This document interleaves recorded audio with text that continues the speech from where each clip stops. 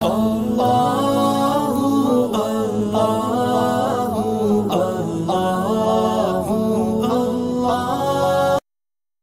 اللہ الرحمن الرحیم۔ بدعت ایجاد کرنا، وہ گناہ جو نیک اعمال کو ضائع کرتے ہیں ان میں ایک گناہ بدعت ایجاد کرنا ہے۔ نبی اکرم صلی اللہ علیہ وسلم نے ارشاد فرمایا وَمَنْ أَحْدَثَ فِيهَا حَدَثًا أَوْ آوَى مُحْدِثًا فَعَلَيْهِ لَعْنَةُ اللَّهِ وَالْمَلَائِكَةِ وَالنَّاسِ أَجْمَعِينَ لَا يَقْبَلُ اللَّهُ مِنْهُ صَرْفًا وَلَا عَدْلًا۔ بخاری شریف کی روایت ہے۔ اس کا ترجمہ یہ ہے کہ جس نے مدینہ میں کوئی نئی بات پیدا کی یا کسی بدعتی کو پناہ دی تو اس پر اللہ اور اس کے فرشتوں اور تمام لوگوں کی لعنت ہے۔ اللہ تعالیٰ قیامت کے دن نہ اس کی فرض عبادت اور نہ اس کی نفل عبادت قبول کرے گا۔ یہ حدیث تو مدینہ منورہ کے اندر بدعت ایجاد کرنے یا کسی بدعتی کو وہاں پناہ دینے کے تعلق سے ہے۔ اس کے علاوہ ایک حدیث وہ بھی ہے جو عام ہے، جس میں نبی اکرم صلی اللہ علیہ وسلم نے ارشاد فرمایا من احدث فی امرنا ھذا ما لیس منہ وہو رد۔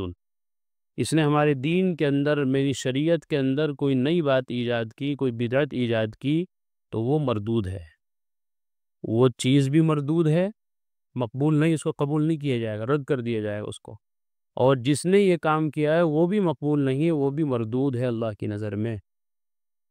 بدعت ہر اس کام کو کہتے ہیں کہ جس کا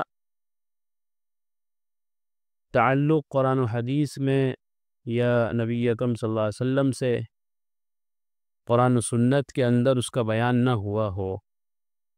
اب پھر اس کی دو قسمیں ہو جاتی ہیں، ایک بدعت حسنہ، بدعت سیئہ۔ یعنی ایک بدعت تو وہ اچھی بدعت، یعنی کوئی ایسی چیز ایجاد کی ہے جو اچھی ہے، یعنی وہ شریعت کی نظر میں ناپسندیدہ نہیں ہے، جیسا کہ حضرت عمر فاروق رضی اللہ تعالیٰ عنہ نے 20 رکعت تراویح کے تعلق سے فرمایا تھا، جب انہوں نے دیکھا کہ تمام صحابہ مسجد نبوی میں ایک امام کے پیچھے 20 رکعت تراویح پڑھ رہے ہیں، تو انہوں نے اس موقع پر فرمایا تھا نعم البدعۃ ھذہ، یہ کیا ہی اچھی بدعت ہے۔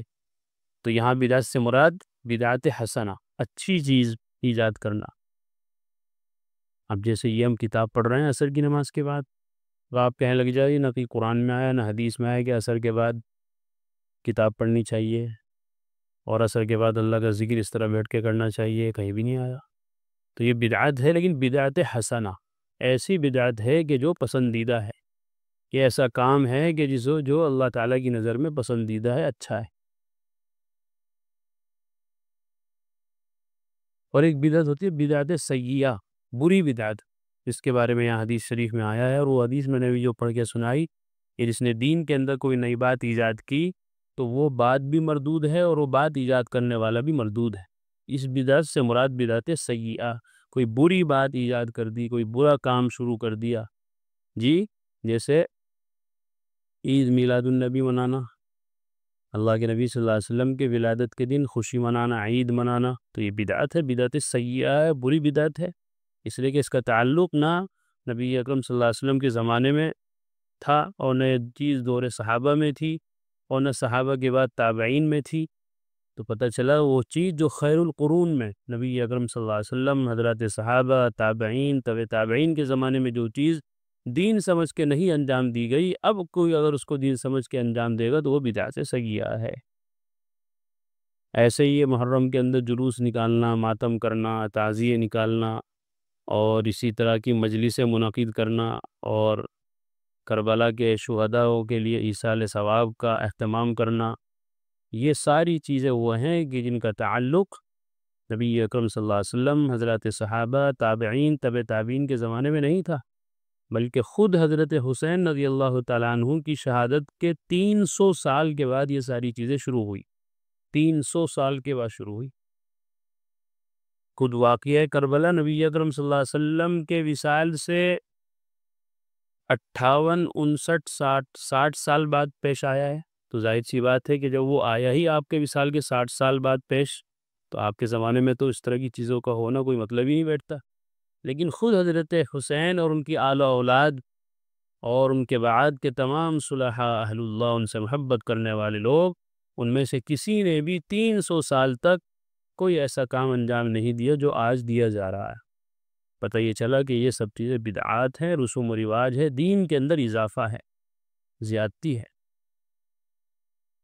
تو یہ بدعتی کے بارے میں فرمایا کہ جس آدمی نے بدعتی کی تعظیم کی، بدعتی کو پناہ دی، تو اس پر اللہ کی لعنت ہے، اس لیے کہ اس کو پناہ دینے سے، اس کی عزت کرنے سے، اس کی بدعت کی عزت لازم آئے گی، اس کے اس غلط کام کو بھی گویا سراہا جائے گا۔ ہونا تو یہ چاہیے تھا کہ بدعتی کی تعظیم نہ کی جاتی، اس کو ٹھکانہ نہ دیا جاتا، کہیں اس کو پناہ، اس کو مار مار کے بھگایا جاتا، تاکہ لوگوں کو پتہ چلتا کہ وہ بدبخت ہے جس نے دین کے اندر اضافہ کیا ہے۔ لیکن آپ اس کی آؤ بھگت کر رہے ہیں، آپ اس کو عزت کی نگاہ سے دیکھ رہے ہیں، اس کو پناہ دے رہے ہیں، اس کو اپنے پاس اٹھا بٹھا رہے ہیں، خوب اس کی تعظیم و تکریم کر رہے ہیں، تو گویا اس کو سپورٹ کر رہے ہیں، تو یہ بھی منع ہے۔ کبیرہ گناہوں میں ایک گناہ بدعت ہے۔ بدعت اس قول و فعل و طریقے کو کہتے ہیں جن کی اصل شریعت سے ثابت نہ ہو اور اس کو دین سمجھ کر کیا جائے، یہ ہے بدعت کی تعریف۔ جس کی اصل شریعت سے ثابت نہ ہو اور اس کو دین سمجھ کر کیا جائے۔ لوگوں نے سینکڑوں بدعتیں پیدا ہونے سے مرنے تک نکالی ہیں، جو ہر زمانے اور ہر ملک میں مختلف ہیں، جن کا احاطہ کرنا نہایت مشکل ہے، اور یہی بدعت کی بڑی پہچان ہے، کیونکہ سنت ہر جگہ اور ہر زمانے میں یکساں ہے۔ یہ زمانے یا علاقے یا افراد کی وجہ سے بدلتی نہیں ہیں، سنت ہر جگہ ایک ہی ہوتی ہے، اور بدعت کی نوعیت و کیفیت ہر جگہ الگ ہوتی ہے۔ لوگوں میں بکثرت بدعتیں رائج ہیں، جن کو اکثر لوگ جائز سمجھتے ہیں یا گناہ بھی سمجھتے ہیں، تو ہلکا سمجھ کر پرواہ نہیں کرتے، نہ خود رکتے ہیں نہ دوسروں کو منع کرتے ہیں۔ آج ہمارے ماحول میں بہت سی بدعات رائج ہیں، مثلا تیجا کرنا، 11ویں شریف کرنا، 40واں کرنا، سال کے بعد سالانہ کرنا، یہ سب بدعتیں ہیں، یہ سب بدعتیں سیئہ ہیں، بری قسم کی بدعتیں ہیں۔ لوگ اس کو دین سمجھتے ہیں کہ تیجا، 11ویں، 40ویں میں زیادہ ثواب ہے، حالانکہ یہ سب بدعات ہیں جو گناہ کا سبب ہیں۔ ایصال ثواب کے لیے دن کا متعین کرنا درست نہیں ہے۔ جس دن انسان چاہے مردے کو ایصال ثواب کر سکتا ہے، دن کو متعین کرنا بدعت کہلاتا ہے۔ چنانچہ تیجا تیسرے دن، 11واں 11ویں دن، 40واں 40ویں دن، برسی سال میں آپ متعین کیوں کر رہے ہیں؟ تیسرا تین دن، 11 دن، 40واں دن اور برسی متعین کیوں کر رہے ہیں؟ سال میں کبھی بھی ایصال ثواب کر سکتے ہیں اپنے مردے کے لیے۔ ایسے ہی حضرت حسین رضی اللہ تعالیٰ عنہ اور دیگر شہداء کربلا کے لیے محرم کو کیوں خاص کر رہے ہیں؟ جی، محرم کے شروع کے 10 دنوں کو ہی کیوں خاص کر رہے ہیں ایصال ثواب کے لیے؟ پورا سال پڑا ہے، کبھی بھی ایصال ثواب کر سکتے ہیں ان کو۔ یہ متعین کرنا ہی بدعت ہے۔ جس کام کو شریعت نے متعین نہیں کیا، ہم اور آپ اس کو متعین نہیں کر سکتے۔ اللہ نے مال دیا ہے، دوسرے دن اللہ کے نام پر خرچ کرو، 39ویں دن کرو، 41ویں دن کرو، 40 کی کیا ضد ہے؟ پتہ چلا کہ وہ بدعت ہے۔ جب شریعت نے اس کو عام رکھا ہے تو ہم اپنی مرضی سے اس کو متعین نہیں کر سکتے۔ دین نام ہے اللہ اور اس کے رسول کی اتباع کا، اپنی مرضی پر چلنا دین نہیں ہے کہ جو میں چاہوں میں کروں، وہ دین ہے۔ دین وہ ہے جو خدا نے اور اس کے رسول نے فرمایا ہے۔ جب اللہ کے رسول نے عام رکھا ہے، اب اگر ہم اس کو خاص کریں گے تو یہ بدعت کہلائے گا۔ ایصال ثواب کرنا چاہیے اپنے مردوں کو، اچھی بات ہے، لیکن اس کے لیے کوئی خاص دن متعین کر لینا، کوئی خاص لمحہ متعین کر لینا، یہ غلط ہے، اسی کا نام بدعت ہے۔ بہرحال پہلی والی حدیث میں رسول اللہ صلی اللہ علیہ وسلم نے فرمایا جو انسان مدینے میں کوئی بدعت ایجاد کرے، اس پر اللہ کی لعنت، فرشتوں کی لعنت، تمام انسانوں کی لعنت، اور اس کا کوئی عمل فرض یا نفل اللہ کے ہاں قابل قبول نہیں ہوگا، کیونکہ بدعت جو ہے وہ دین کے اندر اضافہ ہے، اور مدینہ منورہ جو ہے وہ دین اسلام کا مرکز ہے، وہیں سے شریعت عام ہوئی ہے، شریعت پھیلی ہے، قرآن و سنت کا پیغام ساری دنیا میں وہیں سے پہنچا ہے، تو وہ بنیاد ہے۔ وہاں کوئی دین میں اضافہ کرنا اور زیادہ بڑا جرم ہے اور زیادہ بڑا گناہ ہے، اس لیے فرمایا۔ لیکن وہاں بھی لوگ جا کے خوب بدعتیں کرتے ہیں، چونکہ محترم جگہ ہے، متبرک جگہ ہے، قابل احترام ہستی وہاں مدفون ہے، تو اس وجہ سے لوگ وہاں بھی بدعتیں جو یہاں کرتے ہیں، تو ظاہر سی بات ہے کہ وہاں بھی ساتھ لے کے جاتے ہیں، وہاں بھی طرح طرح کی خرافاتیں کرتے ہیں، تو اس لیے سختی سے منع کیا ہے۔ تو جیسے مدینے میں کوئی بدعت ایجاد کرے، یہ بہت بڑا گناہ ہے کہ آپ صلی اللہ علیہ وسلم نے اس جگہ 10 سال گزارے، آپ نے دین کو نافذ کیا، اور حضور قیامت تک وہاں آرام کر رہے ہیں، اب کوئی اس علاقے میں کوئی بدعت ایجاد کرتا ہے تو یہ ایک بڑا گناہ ہے۔ اسی طرح مدینے کے علاوہ اگر کوئی کسی دوسرے شہر میں بدعت کا ارتکاب کرے تب بھی بڑا گناہ ہے، اور اس کی یہ بدعت شریعت میں مردود ہے۔ اس لیے کہ بدعت کے بارے میں بتایا بھی کہ بدعت کہتے ہیں دین کے اندر اضافہ کرنا، زیادتی کرنا۔ گویا آپ صلی اللہ علیہ وسلم ایک کام نہیں کر پائے، آپ کر رہے ہیں اس کو، یہ تو بدعت ہے، اضافہ ہے دین کے اندر۔ ایک کام آپ صلی اللہ علیہ وسلم نے نہیں کیا لیکن آپ کر رہے ہیں اس کو، یہ اضافہ کر دیا آپ نے دین کے اندر۔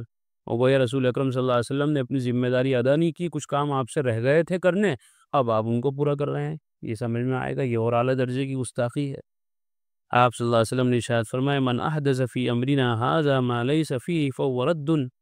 یہ بخاری شریف کی روایت ہے کہ جو ہمارے دین کے معاملے میں کوئی نئی بات ایجاد کرے وہ مردود ہے۔ دین کے معاملے میں یہ بدعت نہیں ہے جیسے موبائل چل گئے کہ بھئی حضور کے زمانے میں تو تھا نہیں موبائل، یہ موبائل بھی بدعت ہے۔ جی پنکھے نہیں تھے حضور کے زمانے میں تو پنکھا بھی بدعت ہے۔ پکی مسجدیں نہیں تھی پتھر کی، لیکن آج دیکھو پتھر کی مسجدیں ہیں بڑی عالیشان، تو کیا یہ بھی بدعت ہے؟ نہیں۔ ان کو دین سمجھ کے یا دینی معاملات میں اس کا یہ اضافہ نہیں کیا گیا ہے، اس طرح تو پھر ہم بھی بدعت ہیں۔ ہم جو پیدا ہوئے ہیں اب ہم بھی بدعت ہے کہ حضور کے زمانے میں تھے نہیں، ہم اب آئے ہیں تو ہم بھی بدعت، نیا کام ہوا ہے۔ تو بدعت کی تعریف سمجھنا چاہیے کہ دین کے معاملے میں کوئی ایسی بات ایجاد کرنا کہ جس کی اصل شریعت میں نہ ہو، اس کا نام بدعت۔ اور فرمایا حضرت جابر رضی اللہ عنہ نے کہ رسول اللہ صلی اللہ علیہ وسلم نے خطبے میں ارشاد فرمایا فَإِنَّ خَيْرَ الْحَدِيثِ كِتَابُ اللَّهِ وَخَيْرَ الْهَدْيِ هَدْيُ مُحَمَّدٍ صلی اللہ علیہ وسلم وَشَرَّ الْأُمُورِ مُحْدَثَاتُهَا وَكُلُّ بِدْعَةٍ ضَلَالَةٍ۔ مسلم شریف کی روایت ہے بے شک سب سے بہتر بات اللہ کی کتاب ہے، سب سے بہترین راستہ محمد صلی اللہ علیہ وسلم کا راستہ ہے، اور سب سے بدترین چیز وہ ہے جس کو دین میں نیا نکالا گیا ہو، اور ہر بدعت گمراہی ہے۔ دین میں دین سمجھ کے سارے کام کیے جا رہے ہیں، عید میلاد النبی منائی جا رہی ہے دین سمجھ کے، اس کے بڑے فضائل بیان کیے جاتے ہیں، اور ایسے ہی یہ جو ماتم چل رہے ہیں، نوحے چل رہے ہیں، تعزیے نکالے جا رہے ہیں، اس کے بھی بڑے فضائل بیان کیے جاتے ہیں، جھوٹے جھوٹے۔ اس کی وجہ یہ ہے کہ جب کوئی آدمی کسی بدعتی کی توقیر اور عزت کرتا ہے تو اس کا مطلب یہ ہوتا ہے کہ اس کے مقابلے میں اس سنت کی عزت و احترام کا کوئی خیال نہیں ہے، اس طرح وہ سنت کی تحقیر کا باعث ہوتا ہے، اور ظاہر ہے کہ سنت کی تحقیر اسلام کی عمارت کو اجاڑنا ہے، سنت کو ہلکا سمجھنا، حقیر سمجھنا۔ اس کے برخلاف اگر کوئی آدمی بدعتی کی تحقیر و تذلیل کرے تو یہ اس بات کا اظہار ہوگا کہ اسے سنت سے محبت ہے، جو دین اسلام کی بنیادوں کو مضبوط کرنے کا سبب ہے، جس پر اسے بے شمار حسنات کا مستحق قرار دیا جائے گا۔ دین کے اندر کوئی نیا راستہ قبول نہیں، بدعت کرنے والا معاذ اللہ آپ صلی اللہ علیہ وسلم کو خائن سمجھتا ہے، خیانت دار، کہ رسول اللہ صلی اللہ علیہ وسلم نے معاذ اللہ خیانت کی ہے، آپ نے وہ حکم نہیں پہنچایا اور یہ لوگوں کو بتاتا ہے کہ یہ کام کرو، تو گویا کہ بدعت کا ارتکاب کرنے والا پس پردہ آپ صلی اللہ علیہ وسلم کو دین کی تبلیغ میں خیانت کرنے والا سمجھ رہا ہے۔ بدعتی کو توبہ کی بھی توفیق نہیں ہوتی، کیونکہ وہ اپنی بدعت کو نیکی سمجھتا ہے اور بدعت کو دین سمجھتا ہے۔ جب انسان گناہ کو گناہ ہی نہ سمجھے تو توبہ کی توفیق کہاں ہوگی؟ دیگر گناہ کرنے والوں کو توبہ کی توفیق ہو جاتی ہے، انہیں معلوم ہوتا ہے کہ یہ ہم گناہ کر رہے ہیں، لیکن بدعتی اپنے اس عمل کو دین سمجھ رہا ہوتا ہے، اس لیے اس کو توبہ کی توفیق نہیں ہوتی بلکہ توفیق چھین لی جاتی ہے۔ اللہ تعالی ہم سب کی اس گناہ سے حفاظت فرمائے، آمین وآخر دعوانا الحمدللہ رب العالمین۔ قرآن کریم میں اللہ تعالیٰ فرماتے ہیں الا بذکر اللہ تطمئن القلوب، کہ سن لو، اچھے سے سمجھ لو، اللہ تعالیٰ کے ذکر ہی سے دلوں کو اطمینان نصیب ہوتا ہے۔ یعنی اللہ تعالیٰ کے جو انعامات و احسانات و اس کی نوازشیں ہم پر ہیں، اگر ہم ان کو یاد کریں گے تو ہمارے بے قرار دل کو قرار آ جائے گا، سکون مل جائے گا۔ اگر ہم چاہتے ہیں کہ ہمارے دلوں میں سکون آئے، اطمینان نصیب ہو، تو اس کا ایک واحد علاج اور ایک بہترین دوا یہ ہے کہ ہم فوراً اللہ کے ذکر میں مشغول ہو جائیں۔